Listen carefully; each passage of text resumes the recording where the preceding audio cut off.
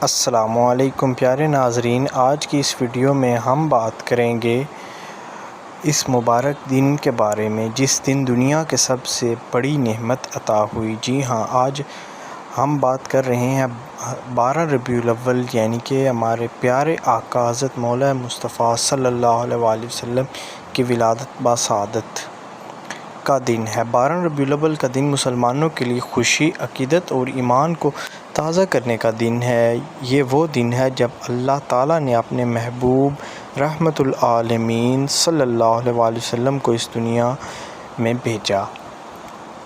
حضور نبی کریم علیہ السلام کی آمد سے جہالت کا اندھیرا ہوا اور علم و ہدایت کا نور پھیل گیا۔ قرآن پاک کی روشنی نے انسانیت کو اصل مقصد حیات سے روشناس کروایا۔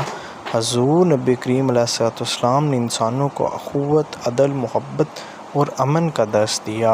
ہر سال اس دن دنیا بھر میں مسلمان چراغاں کرتے ہیں، میلاد کی محفلیں سجاتے ہیں، نعتیں پڑھتے ہیں اور حضور علیہ السلام کی سیرت طیبہ کو یاد کرتے ہیں۔ یہ سب اظہار محبت ہے اس ذات کے ساتھ جس کی محبت ایمان کا حصہ ہے۔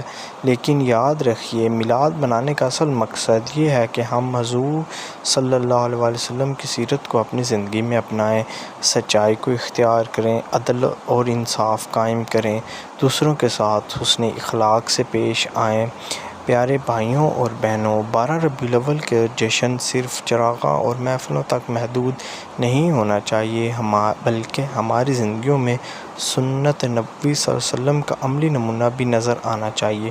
یہی حضور علیہ السلام سے سچی محبت ہے۔